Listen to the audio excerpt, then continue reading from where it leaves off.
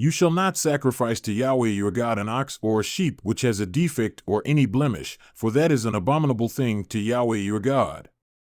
If there is found in your midst, in any of your gates of the towns which Yahweh your God is giving you, a man or a woman who does what is evil in the sight of Yahweh your God, by trespassing against his covenant, and has gone and served other gods and worshipped them, or the sun or the moon or any of the heavenly host, which I have not commanded, and if it is told to you and you have heard of it, then you shall inquire thoroughly.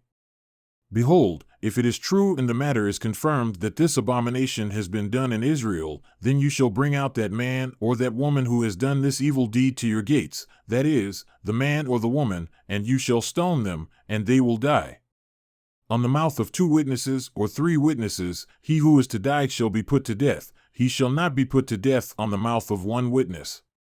The hand of the witnesses shall be first against him to put him to death, and afterward the hand of all the people. So you shall purge the evil from your midst. If any case is too difficult for you to judge, between one kind of homicide or another, between one kind of lawsuit or another, and between one kind of assault or another, being cases of dispute in your gates, then you shall arise and go up to the place which Yahweh your God chooses. So you shall come to the Levitical priest or the judge who is in office in those days, and you shall inquire of them, and they will declare to you the judgment in the case.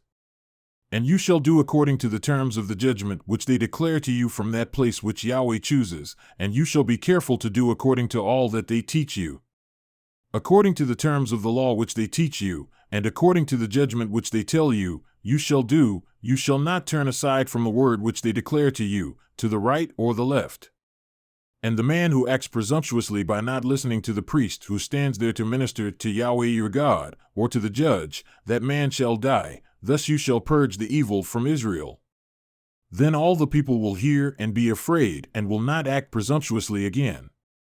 When you enter the land which Yahweh your God gives you, and you possess it and live in it, and you say, I will set a king over me like all the nations who are around me, you shall surely set a king over you whom Yahweh your God chooses. One from among your brothers you shall set as king over yourselves. You may not put a foreigner over yourselves who is not your brother.